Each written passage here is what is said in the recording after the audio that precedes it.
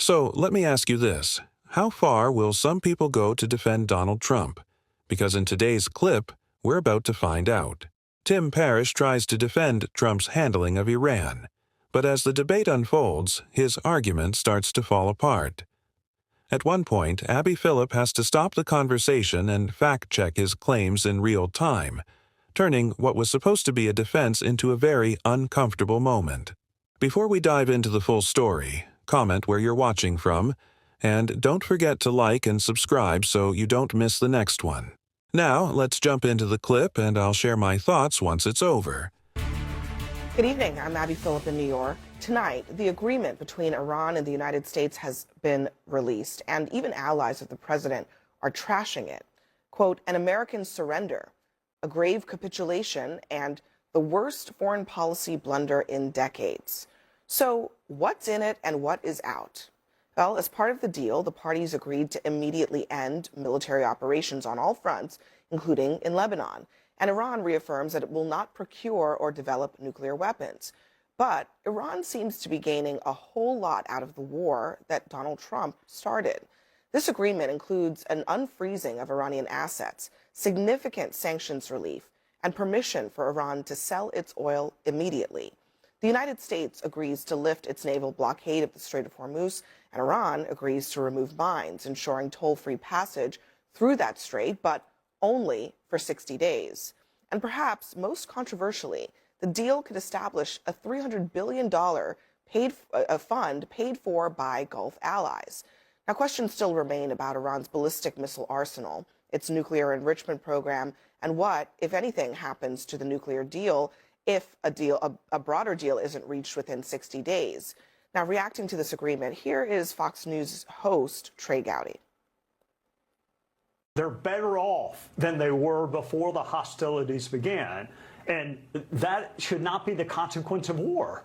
When you lose a war, I mean, think about it, Sandra. We went into Iran and rescued a downed pilot. We had total control over that country. We were winning militarily and economically. And when you are in that position, you negotiate from strength. You don't give people money. You don't give them access. What are they going to do with the money, Sandra? You know that Iran is going to use this for nefarious purposes. We all know that. The regime has not changed. And Keon, you've been with us so much now over the last several months. Right. We know you to be an expert on the Iranians and also expert in these negotiations, the old one in 2015 and where we are now. Brett McGurk says, on its face, this new deal returns Iran to the status it enjoyed under the Obama-era nuclear deal, the JCPOA, with unlimited oil and petrochemical sales at market prices. Some experts have assessed that this article alone could deliver $60 to $70 billion a year directly to Iran. Mm-hmm. That is the part of the deal that basically doesn't require Iran to do anything except sign on the dotted line. That's right. That's right, Abby. I mean, I think that there's a real concern on the face of it. I mean, I've read the 14-point document. The administration is saying actually confusing things. They're saying we shouldn't take the text of the published 14 points seriously. Why? Because there have been back-channel commitments by the Iranians. They call it a political document. They say they have a gentleman's agreement with the Iranians. Right. Now, unfortunately, they, there's a kind of a misunderstanding of how things work in the Middle East. In the Middle East, what people say to you in private, in English, is usually irrelevant and meaningless. It's only what they will say in their own language publicly that actually counts. So it's actually the opposite of the U.S. I don't want to insult any politicians here, but politicians politicians typically, they're criticized for lying in public, but telling you the truth in private. Mm-hmm. In the Middle East, it's exactly the opposite. They will actually say the truth only in public, but in private, they'll say whatever you want to hear. Mm-hmm. So until we actually see what the terms are and how the negotiations go forward. On the face of it, first of all, I wouldn't trust those back channel and those commitments. We'd have to see what they are on paper, because that kind of vagueness is exactly where Iran is an expert at basically using ambiguity for their own purposes.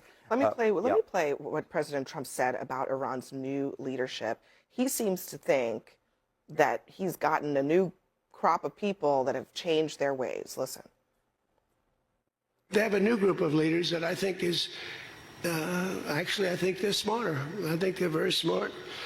I think they're far less radicalized, and I think they're really good. They love their country. You know, you talk about regime change. Nobody will say that, but I guess that's, look, their one set of leaders is all gone. Their second set of leaders is all gone. Their third set of leaders a little bit gone, but for the most part, and frankly, I think that's regime change. I think they're going to behave much differently. So, Bakari, I'm not sure on what basis he's saying that, because when you read the deal, you can see how Iran has gotten a lot of what they wanted out of this negotiation. I mean, I think to be extremely plain and clear, we went into the war in a posture where Donald Trump lied to the American public repeatedly about destroying or obliterating their ballistics efforts, going in and deteriorating their nuclear arsenal. At the end of the day, we lost American lives and soldiers. We paid the Iranian government $300 billion in reparations. Well, we haven't paid that yet. We will. It is a fund that would be established. It was a fund, okay. We spent $30 million or $29 million in fighting the war. We've lifted sanctions on Iran. And let me just say something. Very rarely do you get Bakari Sellers, Trey Gowdy, and Nikki Haley, like all great South Carolinians, singing from the same sheet of music on the fact that Donald Trump lost the war. I mean, let's be extremely clear. I mean, when people watch this show, they watch it for the exchange of ideas and the breadth of honesty. But there's not one person who can come on this show and say that our objectives were met. Barack Obama went in, and I have a ton of friends who tell me all the time that the deal was not as strong as they wanted it to be. But we spent about $1.8 billion. A lot of that was unfrozen Iranian assets. We actually were able to secure 98% of their enriched uranium. They were further away from a nuclear weapon than they are today. That may not have been the 100% success that people wanted, but Donald Trump ripped that up and also ripped up our global standing, and we went backwards. So, I mean, he just asked, can anyone defend it? Can you? Well, I mean, first I would start with a series of questions. Who paid Iran $300 billion? Well, it's a fund that will be. It's in paragraph. As I explained, hold on. Well, as I explained, the text of the deal establishes, or it posits that there would be a fund that the United States would facilitate being established for the reconstruction of Iran. Right. It suggests that the Gulf states would play a role in funding that fund. Right. So, there are parts of it that are vague, but it promises to the Iranians up to $300 billion in funds to rebuild the country that we destroyed. Although I'll just add, I'll just add, it says the mechanism for the implementation of that will be finalized only as part of a final deal. So that part of it is not going to start on Friday. But, right. And so this is where accuracy matters, right? You can't say on national television that the president is given. Well, Tim, I corrected him on that. Did, and but there are other points about the one thing that isn't in dispute that happens as of today, apparently, is that the oil sanctions are lifted. Mm-hmm. So that is happening right now. Absolutely. So that's hold on. Let me let 60 to 70 billion. Start from that point. Well, the point I'll start from is this total mischaracterization that Donald Trump lost the war. First of all, the one objective, the strategic objective that the president was very clear about from day one was that we did not want them to procure a nuclear weapon. In that deal, one of those 14 points is Iran coming to the table and saying, we will not. Can I ask you a very simple question? I let you finish. Go ahead, because I want you to ask and say, was that in the JCPOA or not? Go ahead. I let you finish. Go ahead. So that's in one of those points, right? Is that we don't get a nuclear weapon, a nuclear armed Iran. That was the one strategic objective the president had going into this, and that's victory. And so I don't know why Iran it would be. Can I ask you a simple question? Was Sure. that in the JCPOA or not? Was it word for word or not? Actually, Bakar, I'm glad you asked. The JCPOA actually just gave a landing strip for No, the it Iranians literally to said get the to a same nuclear thing. weapon. So it didn't. This is total and complete. We will not produce, and we will. Hold on a second. We will destroy Hold on a second, our enriched Tim. uranium. But The hold on a JCPOA second. did not Hold on a achieve that. second, Let me just Tim. say one And thing before what you you're jump saying, in, Stephen. which is- Hold on, before you jump in, Stephen. The JCPOA said that Iran will under no circumstances ever obtain a nuclear weapon. And in fact, this deal contemplates that, because what it says is that Iran reiterates what they say has been their longstanding stance, that they would not have a nuclear weapon. Now, I think what you're referring to is the fact that the JCPOA had sunset provisions Correct. for the limits that they had on nuclear enrichment. That is true. That's right. However, you also have to acknowledge that this deal has absolutely zero provisions when it comes to the fate of Iran's nuclear enrichment program and its nuclear No, weapons. that's not true, Abby. This deal is performance-based. But If yeah, the yeah, but Iranians what is? go But back what on are? their But what are word, the markers? If the Hold Iranians, on, but what are the markers, Tim? if the Iranians start producing a nuclear weapon again, if there's evidence Okay, of that, so- they have to allow the so proper this- regulatory authorities so- in the but country. hold on. And if they report that something otherwise is happening, we'll pick back But hold up. on a second. This deal doesn't say Iran will never be able to enrich uranium in its borders. You know what it says? It says that we'll determine at another date the fate of enrichment in Iran, which suggests that this deal is contemplating that Iran could enrich. Now, President Trump was even more explicit in an interview a couple of days ago with the New York Times, and he said, yeah, maybe we might have a cap. Maybe it's around 3%, the same cap that existed in the JCPOA. So look, I get the sunset provisions, but when you have a document that it basically says, we'll figure it out later, you can't tell me that those are benchmarks. That's just kicking the can down the road. So I would say this, that I think it's false to say that that they weren't developing nuclear weapons, because they were. So whatever Obama did, it certainly That's not what I said. In fact, to be completely clear, I said they were further. They're further. That's not they were true. further away in 2015 than they are. It's still not true. That part isn't true either. So they were. We know that they were moving very aggressively ahead with developing a nuclear weapon, and that was one of the greatest dangers on the planet. So for you all to say he accomplished nothing, I think is absurd. What did he accomplish?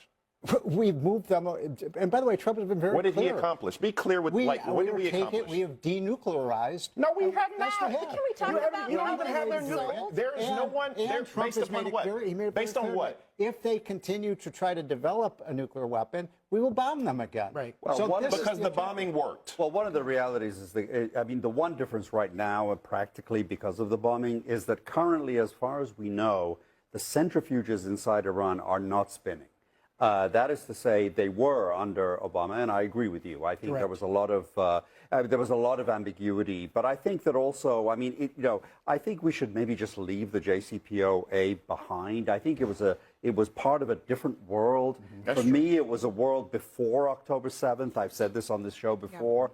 I think October 7th changed the rules of the game in the Middle East in terms of geopolitics. A JCPOA type agreement just cannot survive. In fact, the reason I think we got into this war, and as you know, I'm critical and agree with the president in terms of I think there was a strategic rationale for going in at some point, but I think that the execution and the planning was badly bungled, and we're paying the cost right now. So one of the things, Keon, that we've talked about with you is the ballistic missile component of this. And I just want to play what the administration had been saying about ballistic missiles and what they're saying now. Listen. They've already developed missiles that can threaten Europe and our bases overseas, and they're working to build missiles that will soon reach the United States of America. We're going to destroy their Navy, we're going to destroy their Air Force, and we are going to significantly destroy their missile launchers so they can never hide behind these things to get a nuclear weapon. This operation is a clear, devastating, decisive mission. Destroy the missile threat, destroy the Navy, no nukes. Well, what am I going to do? Am I going to let Saudi Arabia have missiles, but they can't have them? Yes, sir. Doesn't work that way, you know? It doesn't work that way. And missiles aren't the problem. Missiles they hurt a little location, but they don't blow up the planet. I mean, what can I tell you? It's look. I mean, exit planning and look, knowing to do what I think to do the right thing is one thing, but knowing how to do it right is a different thing. That's very true. And you know, and I'm in the position that it was, you know, maybe it wasn't the right time to do it, but at some point I felt that the war was inevitable. And I think this is kicking down the can down the road. Disagreement. How has Trump? I mean, the whole rationale. Just to be clear, actually, even more so than the nuclear rationale, because you know, last year when they did the bombing, it was actually to bury the nuclear material, right? The rationale for this operation was to take the ballistic missile threat off the table so that they could no longer use ballistic missiles as a shield for their nuclear program. Now you have the president saying, well, why can't they have ballistic missiles? Everybody else in the neighborhood has them. How do they justify that at this stage? I think it just shows there was no clear objective from the beginning. I think the president and the administration sold this war in very large terms. And there's a middle ground. There are people who will say, look, we understand that Iran is a threat, but the president added so much to it. I mean, let's talk about, we're not even talking about the human rights element that was added at the beginning. Right. He created a moral argument for going into Iran. He wanted an entire regime change. And I would now ask, are the people in Iran safer, more freer, better off, or have we completely lost that because we used it? The regime was killing thousands and thousands of people. But the regime has the regime changed? We cut off one head and another sprouted up. No. The regime has not changed. It actually got younger and angrier, and they. Well, we'll see. We'll see. But it's a theocracy, and you can't bomb your way to a democracy. It doesn't make sense. But regime change was never this president's objective. Yes, it was. He literally said on the night of the bombing. Israelis, maybe, but that was never one of the objectives of the president. We've gone through this before. He said on the night of the bombing, the people of Iran, now is your time. Now is your time. You take back your country. Correct. He said then the next week. Yeah, I want to have. He said on the next week. He said on the next week, I want to have a role in picking the next leader of Iran. I think I can be the one to do that because I've killed all the other ones. So they've put regime change on the table. That's a mischaracterization. The president never said because I killed all the rest of them. That was not his words. Okay. He said the United States bombed the rest of them. I'm sorry. Abby, all the leaders. Abby, let me report. All right, we're going to come back after the break, okay? Let's push pause on this conversation. This is exactly why I struggle to take commentators like Tim Parrish seriously. At some point, every political supporter should have a red line, a moment where they're willing to say, I can't defend this. But with so many Trump loyalists, that moment never seems to come. No matter what happens, the talking points stay the same, and that's why exchanges like this often end with the facts catching up to them. One thing I also wanted to address is the claim that Iran was actively building a nuclear weapon while the JCPOA was in effect. From the research I've seen, that isn't what the evidence shows. While the agreement remained in force, Iran was operating within its nuclear restrictions. It was only after the United States withdrew from the deal in 2018 that Iran began exceeding those limits, eventually enriching uranium to much higher levels. That's what makes this debate so frustrating. For years, critics argued that the Obama-era agreement was a terrible deal. But now that Trump has negotiated an arrangement many analysts argue is even less restrictive in key areas, that same level of criticism has largely disappeared. Whether you supported the JCPOA or not, the standard shouldn't change simply because a different president is involved. If the criticism only applies when one political side is in power, then it stops being about policy and starts being about politics. Consistency matters, and that's what was missing from this discussion. But that's my take. Let me know what you think in the comments below. Do you believe Abby Phillip exposed a major flaw in Tim Parrish's argument? Or do you see the debate differently? If you enjoyed the video, don't forget to like, subscribe, and I'll see you in the next one.